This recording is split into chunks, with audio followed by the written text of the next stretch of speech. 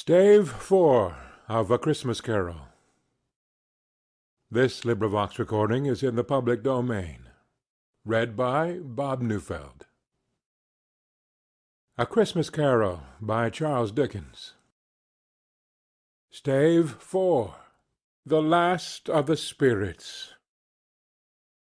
The phantom slowly, gravely, silently approached. When it came near him, Scrooge bent down upon his knee, for in the very air through which this spirit moved, it seemed to scatter gloom and mystery. It was shrouded in a deep black garment, which concealed its head, its face, its form, and left nothing of it visible save one outstretched hand. But for this it would have been difficult to detach its figure from the night, and separate it from the darkness by which it was surrounded. He felt that it was tall and stately when it came beside him, and that its mysterious presence filled him with a solemn dread. He knew no more, for the spirit neither spoke nor moved. "I am in the presence of the ghost of Christmas yet to come," said Scrooge. The spirit answered not, but pointed onward with its hand. "You are about to show me shadows of the things that have not happened, but will happen in the time before us," Scrooge pursued. "Is that so, spirit?" The upper portion of the garment was contracted for an instant in its folds, as if the spirit had inclined its head. That was the only answer he received. Although well used to ghostly company by this time, Scrooge feared the silent shape so much that his legs trembled beneath him, and he found that he could hardly stand when he prepared to follow it.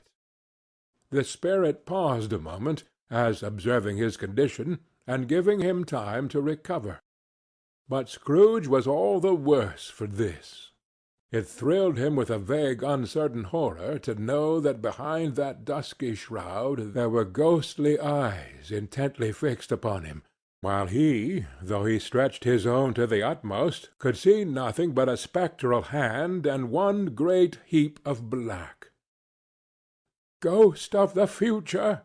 he exclaimed, "I fear you are more than any spectre I have seen. But as I know your purpose is to do me good, and as I hope to live to be another man from what I was, I am prepared to bear you company, and do it with a thankful heart. Will you not speak to me?" It gave him no reply. The hand was pointed straight before them. "Lead on," said Scrooge. "Lead on. The night is waning fast, and it is precious time to me, I know. Lead on, spirit." The phantom moved away as it had come towards him. Scrooge followed in the shadow of its dress, which bore him up, he thought, and carried him along. They scarcely seemed to enter the city, for the city rather seemed to spring up about them and encompass them as its own act. And there they were in the heart of it, on 'Change amongst the merchants, who hurried up and down, and chinked the money in their pockets, and conversed in groups, and looked at their watches, and trifled thoughtfully with their great gold seals, and so forth, as Scrooge had seen them often. The spirit stopped beside one little knot of business men. Observing that the hand was pointed to them, Scrooge advanced to listen to their talk. "No," said a great fat man with a monstrous chin, "I don't know much about it either way. I only know he's dead." "When did he die?" inquired another. "Last night, I believe." "Why, what was the matter with him?" asked a third, taking a vast quantity of snuff out of a very large snuff-box. "I thought he'd never die." "God knows," said the first, with a yawn. "What has he done with his money?" asked a red-faced gentleman with a pendulous excrescence on the end of his nose that shook like the gills of a turkey-cock. "I haven't heard," said the man with the large chin, yawning again. "Left it to his company, perhaps. He hasn't left it to me. That's all I know." The pleasantry was received with a general laugh. "It's likely to be a very cheap funeral," said the same speaker, "for upon my life I don't know of anybody to go to it. Suppose we make up a party and volunteer? I don't mind going, if a lunch is provided," observed the gentleman with the excrescence on his nose. "But I must be fed if I make one." Another laugh. "Well, I am the most disinterested among you, after all," said the first speaker, "for I never wear black gloves, and I never eat lunch. But I'll offer to go if anybody else will. When I come to think of it, I'm not at all sure that I wasn't his most particular friend, for we used to stop and speak whenever we met. Bye-bye." Speakers and listeners strolled away, and mixed with other groups. Scrooge knew the men, and looked towards the spirit for an explanation. The phantom glided on into a street. His finger pointed to two persons meeting. Scrooge listened again, thinking that the explanation might lie here. He knew these men also perfectly. They were men of business, very wealthy, and of great importance. He had made a point always of standing well in their esteem, in a business point of view, that is, strictly in a business point of view. "How are you?" said one. "How are you?" returned the other. "Well," said the first, "Old Scratch has got his own at last, eh?" "So I am told," returned the second. "Cold, isn't it? Seasonable for Christmas time. You're not a skater, I suppose?" "Oh, no. Something else to think of. Good morning." Not another word. That was their meeting, their conversation, and their parting. Scrooge was at first inclined to be surprised that the spirit should attach importance to conversations apparently so trivial, but feeling assured that they must have some hidden purpose, he set himself to consider what it was likely to be. They would scarcely be supposed to have any bearing on the death of Jacob, his old partner, for that was past, and this ghost's province was the future. Nor could he think of any one immediately connected with himself to whom he could apply them.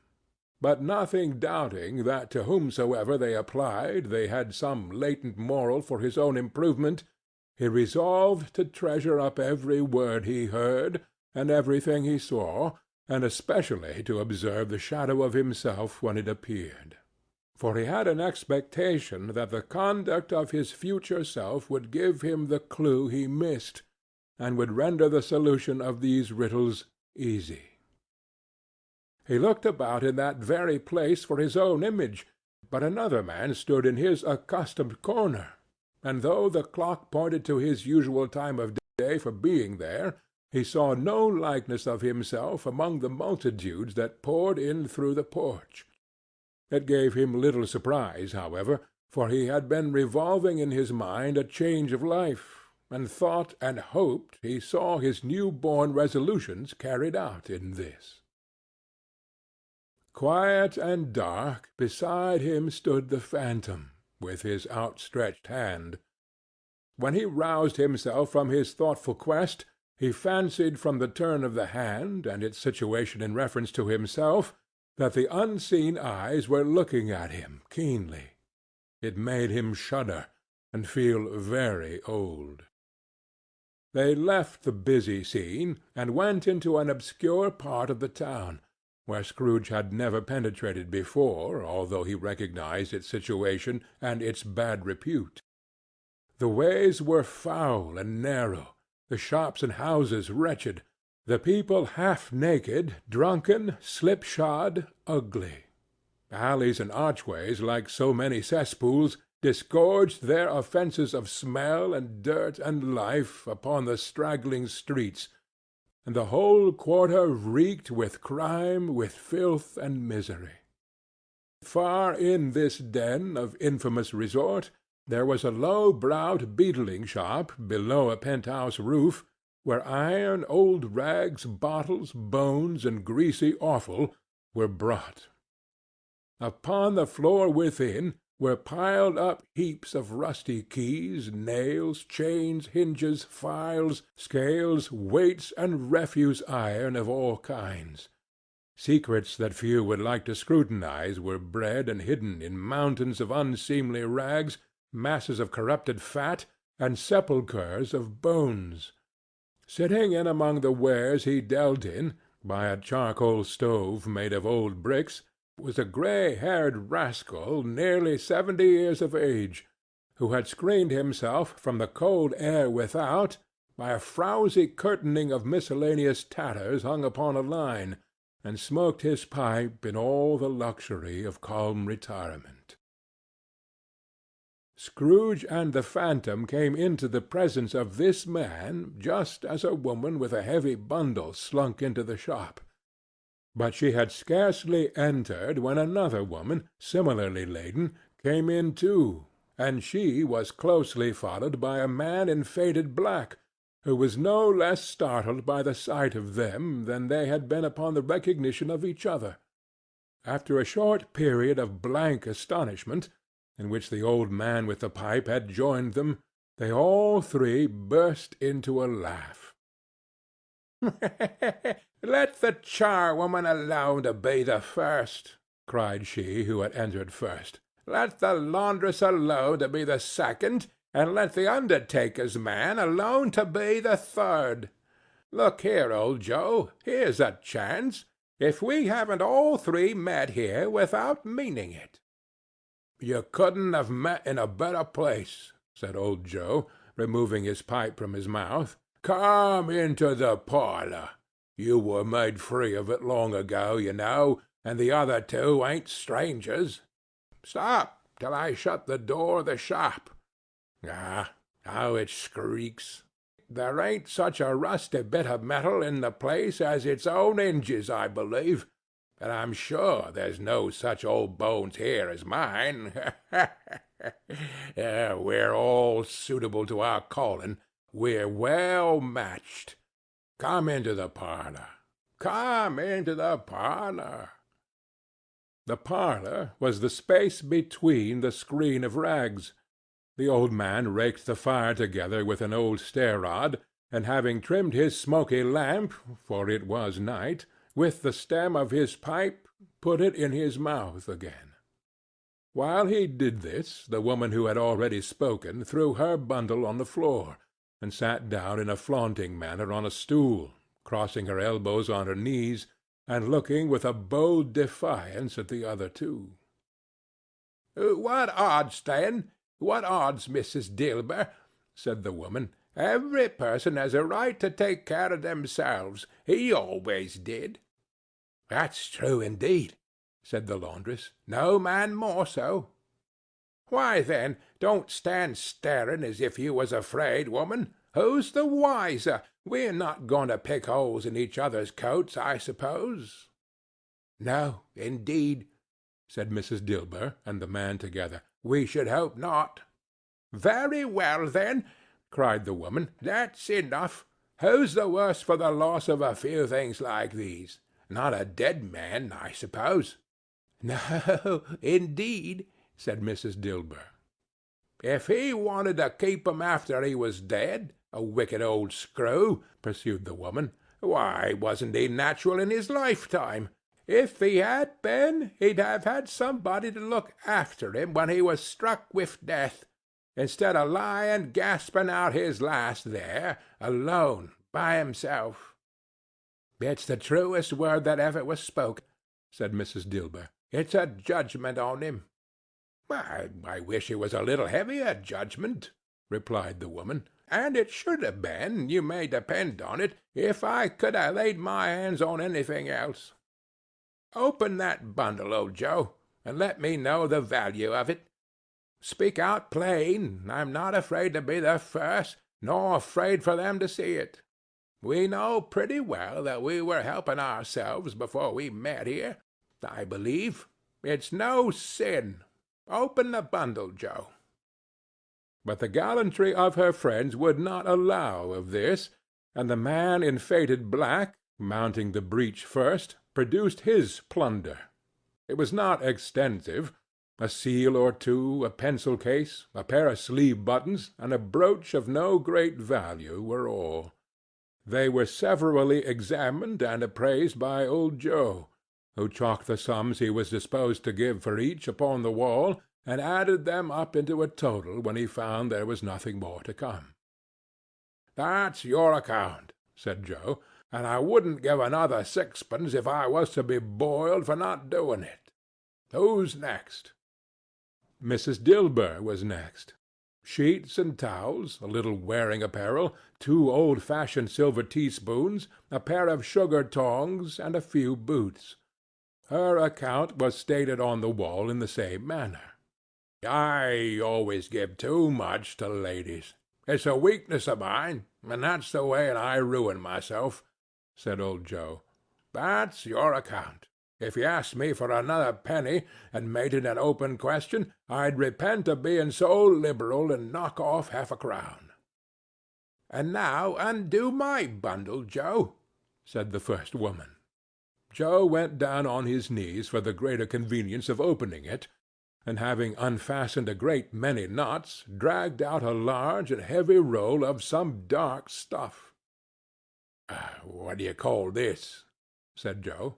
"Bed curtains?" "Ah!" returned the woman, laughing and leaning forward on her crossed arms. "Ha, ha, ha! Bed curtains! You don't mean to say you took 'em down, rings and all, with him lying there?" said Joe. "Yes, I do," replied the woman. "Why not?" "Why, you were born to make your fortune," said Joe, "and you'll certainly do it."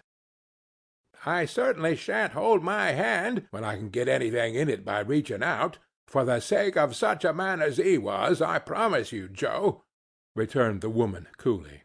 "Don't drop that oil upon the blankets, now." "His blankets?" asked Joe. "Who else's do you think?" replied the woman. "He isn't likely to take cold without 'em, I dare say." "I hope he didn't die of anything catching, eh?" said old Joe, stopping in his work and looking up. "Don't you be afraid of that," returned the woman. "I ain't so fond of his company that I'd loiter about him for such doings, if he did. Ah, you may look through that shirt till your eyes ache, but you won't find a hole in it, nor a threadbare place. It's the best he had, and a fine one, too. They'd have wasted it if it hadn't been for me." "What do you call wasting it?" asked old Joe. "Well, putting it on him to be buried in, to be sure," replied the woman with a laugh. "Somebody was fool enough to do it, but I took it off again. If calico ain't good enough for such a purpose, it isn't good enough for anything. It's quite as becoming to the body. He can't look uglier than he did in that one." Scrooge listened to this dialogue in horror. As they sat grouped about their spoil in the scanty light afforded by the old man's lamp, he viewed them with a detestation and disgust which could hardly have been greater, though they had been obscene demons marketing the corpse itself. "Ha, ha, ha!" laughed the same woman, when old Joe, producing a flannel bag with money in it, told out their several gains upon the ground. "This is the end of it, you see. He frightened every one away from him when he was alive, to profit us when he was dead. Ha, ha, ha, ha!" "Spirit," said Scrooge, shuddering from head to foot, I see.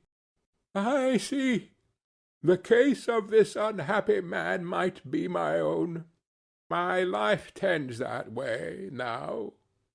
Merciful Heaven! What is this?" He recoiled in terror, for the scene had changed, and now he almost touched a bed, a bare uncurtained bed, on which, beneath a ragged sheet, there lay a something covered up, which, though it was dumb, announced itself in awful language. The room was very dark, too dark to be observed with any accuracy, though Scrooge glanced round it in obedience to a secret impulse, anxious to know what kind of room it was. A pale light, rising in the outer air, fell straight upon the bed, and on it, plundered and bereft, unwatched, unwept, uncared for, was the body of this man. Scrooge glanced towards the phantom. Its steady hand was pointed to the head. The cover was so carelessly adjusted that the slightest raising of it, the motion of a finger upon Scrooge's part, would have disclosed the face. He thought of it, felt how easy it would be to do, and longed to do it, but had no more power to withdraw the veil than to dismiss the spectre at his side. O cold, cold, rigid, dreadful death, set up thine altar here, and dress it with such terrors as thou hast at thy command, for this is thy dominion. But of the loved, revered, and honored head thou canst not turn one hair to thy dread purposes, and make one feature odious. It is not that the hand is heavy, and will fall down when released. It is not that the heart and pulse are still, but that the hand was open, generous, and true, the heart brave, warm, and tender, and the pulse a man's. Strike, Shadow, strike, and see his good deeds springing from the wound to sow the world with life immortal. No voice pronounced these words in Scrooge's ears, and yet he heard them when he looked upon the bed. He thought if this man could be raised up now, what would be his foremost thoughts? Avarice, hard-dealing, griping cares? They have brought him a rich end, truly. He lay in the dark, empty house, with not a man, a woman, or a child to say that he was kind to me in this or that, and for the memory of one kind word I will be kind to him. A cat was tearing at the door, and there was a sound of gnawing rats beneath the hearthstone. What they wanted in the room of death, and why they were so restless and disturbed, Scrooge did not dare to think. "Spirit," he said, "this is a fearful place. In leaving it, I shall not leave its lesson. Trust me. Let us go." Still the ghost pointed with an unmoved finger to the head. "I understand you," Scrooge returned, "and I would do it if I could. But I have not the power, Spirit. I have not the power." Again it seemed to look upon him. "If there is any person in the town who feels emotion caused by this man's death," said Scrooge, quite agonized, "show that person to me, Spirit. I beseech you." The phantom spread its dark robe before him for a moment like a wing, and withdrawing it revealed a room by daylight, where a mother and her children were. She was expecting some one, and with anxious eagerness, for she walked up and down the room, started at every sound, looked out from the window, glanced at the clock, tried but in vain to work with her needle, and could hardly bear the voices of the children in their play. At length the long-expected knock was heard. She hurried to the door and met her husband, a man whose face was careworn and depressed, though he was young. There was a remarkable expression in it now, a kind of serious delight of which he felt ashamed, and which he struggled to repress. He sat down to the dinner that had been hoarding for him by the fire, and when she asked him faintly what news, which was not until after a long silence, he appeared embarrassed how to answer. "Is it good," she said, "or bad?" to help him. "Bad," he answered. "We are quite ruined?" "No, there is hope yet, Caroline." "If he relents," she said, amazed, "there is? Nothing is past hope, if such a miracle has happened." "He is past relenting," said her husband. "He is dead." She was a mild and patient creature if her face spoke truth, but she was thankful in her soul to hear it, and she said so with clasped hands. She prayed forgiveness the next moment, and was sorry, but the first was the emotion of her heart. What the half-drunken woman whom I told you of last night said to me, when I tried to see him and obtain a week's delay, and what I thought was a mere excuse to avoid me, turns out to have been quite true. He was not only very ill, but dying then. To whom will our debt be transferred? I don't know, but before that time we shall be ready with the money, and even though we were not, it would be a bad fortune indeed to find so merciless a creditor in his successor. We may sleep to-night with light hearts, Caroline. Yes, soften it as they would, their hearts were lighter. The children's faces, hushed and clustered round to hear what they so little understood, were brighter, and it was a happier house for this man's death. The only emotion that the ghost would show him, caused by the event, was one of pleasure. "Let me see some tenderness connected with a death," said Scrooge, "or that dark chamber, spirit, which we leave just now, will be for ever present to me." The ghost conducted him through several streets familiar to his feet, and as they went along, Scrooge looked here and there to find himself, but nowhere was he to be seen. They entered poor Bob Cratchit's house, the dwelling he had visited before, and found the mother and the children seated round the fire.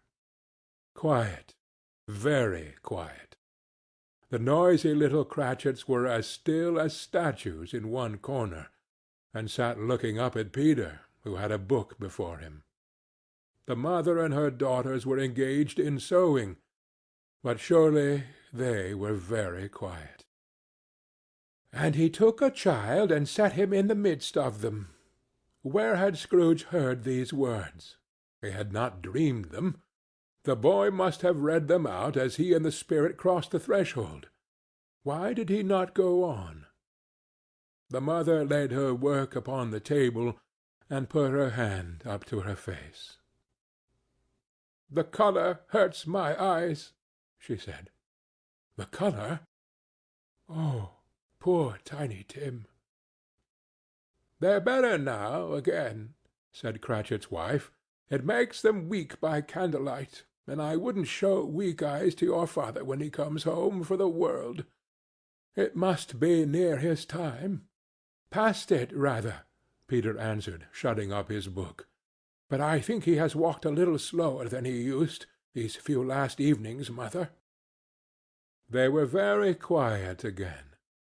At last she said, and in a steady, cheerful voice that only faltered once, I have known him walk with Tiny Tim upon his shoulder, very fast indeed." "And so have I," cried Peter, "often." "And so have I," explained another. So had all. "But he was very light to carry," she resumed, intent upon her work, "and his father loved him, so it was no trouble, no trouble. Ah, and there is your father at the door." She hurried out to meet him, and little Bob, in his comforter—he had need of it, poor fellow—came in. His tea was ready for him on the hob, and they all tried who should help him to it most. Then the two young Cratchits got upon his knees, and laid, each child a little cheek, against his face, as if they said, "Don't mind it, father. Don't be grieved." Bob was very cheerful with them, and spoke pleasantly to all the family. He looked at the work upon the table, and praised the industry and speed of Mrs. Cratchit and the girls. They would be done long before Sunday, he said. "Sunday? You went to-day, then, Robert?" said his wife. "Yes, my dear," returned Bob. "I wish you could have gone. It would have done you good to see how green a place it is.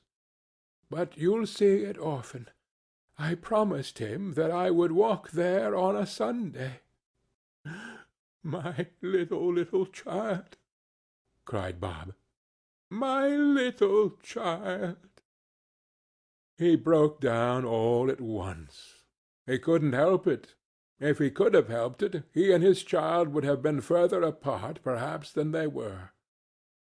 He left the room and went upstairs into the room above, which was lighted cheerfully and hung with Christmas. There was a chair set close beside the child, and there were signs of some one having been there lately.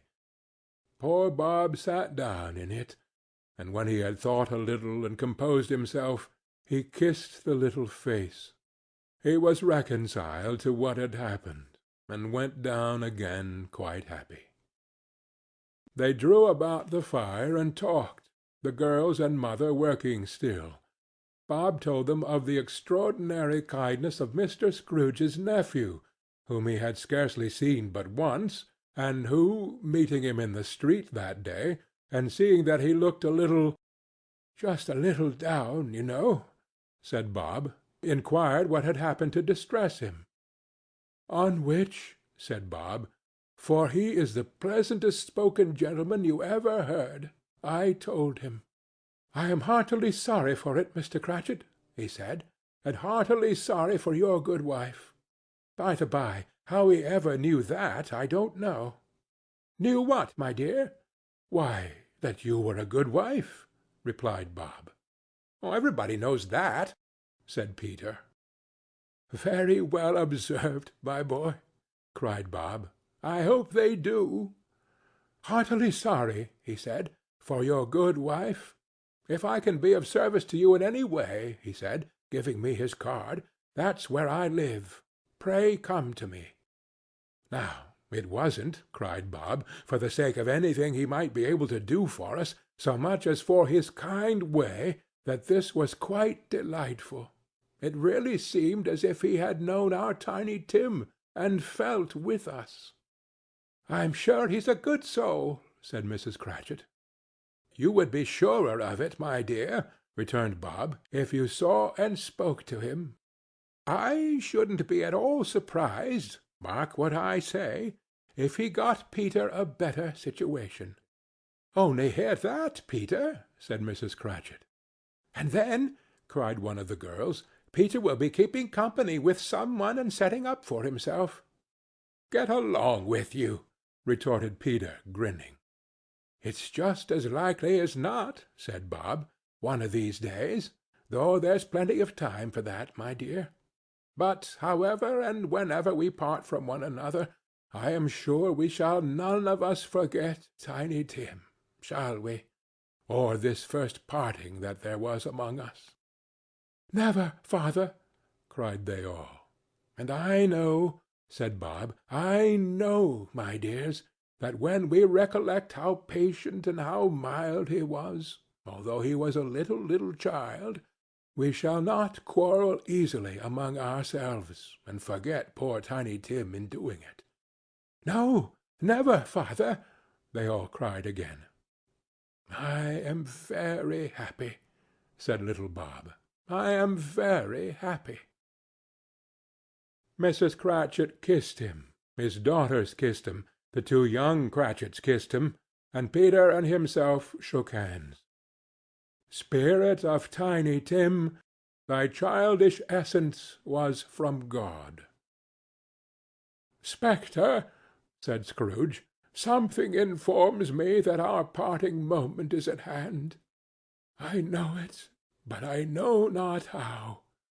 Tell me what man that was whom we saw lying dead.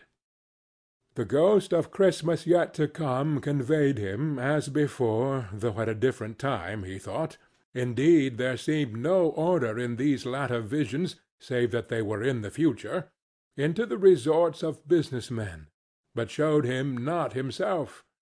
Indeed, the spirit did not stay for anything, but went straight on, as to the end just now desired, until besought by Scrooge to tarry for a moment. This court, said Scrooge, through which we hurry now, is where my place of occupation is, and has been for a length of time. I see the house. Let me behold what I shall be in days to come." The spirit stopped. The hand was pointed elsewhere. "The house is yonder," Scrooge exclaimed. "Why do you point away?" The inexorable finger underwent no change. Scrooge hastened to the window of his office, and looked in. It was an office still, but not his. The furniture was not the same, and the figure in the chair was not himself. The phantom pointed as before. He joined it once again, and wondering why and whither he had gone, accompanied it until they reached an iron gate. He paused to look round before entering. A churchyard! Here, then, the wretched man whose name he had now to learn lay underneath the ground. It was a worthy place, walled in by houses, overrun by grass and weeds, the growth of vegetation's death, not life, choked up with too much burying, fat with repleted appetite. A worthy place. The spirit stood among the graves, and pointed down to one. He advanced towards it trembling. The phantom was exactly as it had been, but he dreaded that he saw new meaning in its solemn shape. "Before I draw nearer to that stone to which you point," said Scrooge, "answer me one question. Are these the shadows of the things that will be, or are they the shadows of things that may be only?" Still the ghost pointed downward to the grave by which it stood. "Men's courses will foreshadow certain ends, to which, if persevered in, they must lead," said Scrooge. "But if the courses be departed from, the ends will change. Say it is thus with what you show me." The spirit was unmovable as ever. Scrooge crept towards it, trembling as he went, and, following the finger, read upon the stone of the neglected grave his own name, Ebenezer Scrooge. "Am I the man that lay upon the bed?" he cried upon his knees. The finger pointed from the grave to him and back again. "No, spirit! No, no, no!" The finger still was there. "Spirit!" he cried, tightly clutching at its robe, "hear me! I am not the man I was. I will not be the man I must have been but for this intercourse. Why show me this, if I am past all hope?" For the first time the hand appeared to shake. "Good spirit," he pursued, as down upon the ground he fell before it, "your nature intercedes for me, and pities me. Assure me that I yet may change these shadows you have shown me, by an altered life." The kind hand trembled. "I will honor Christmas in my heart, and try to keep it all the year. I will live in the past, the present, and the future. The spirits of all three shall strive within me. I will not shut out the lessons that they teach. Oh, tell me I may sponge away the writing on this stone." In his agony he caught the spectral hand. It sought to free itself, but he was strong in his entreaty, and detained it. The spirit, stronger yet, repulsed him. Holding up his hands in a last prayer to have his fate reversed, he saw an alteration in the phantom's hood and dress. It shrunk, collapsed, and dwindled down into a bedpost. End of Stave 4